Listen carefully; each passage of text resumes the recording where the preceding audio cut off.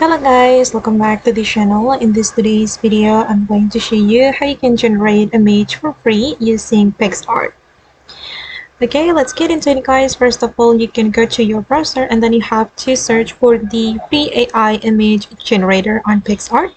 And after you have found this website, you can visit this website and you're going to describe the image you want to generate.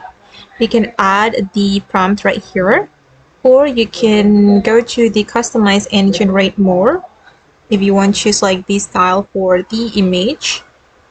Okay, and I'm just going to generate, for example, magical forest like this, and then we can select these styles. I'm going to choose, for example, this one.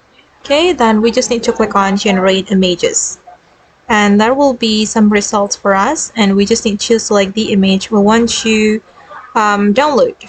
Okay, I'm going to select this one guys, and I'm going to click on download.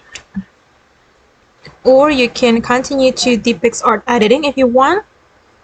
Right here you can edit your picture before you save it to your device. You can add tags, effects, or it's up to you. Then if you want to save it, you just need to click on export. Okay guys, and that's all the way to generate image for free using AI on PicsArt. I hope this tutorial will be useful for you. Thank you so much for watching, and bye!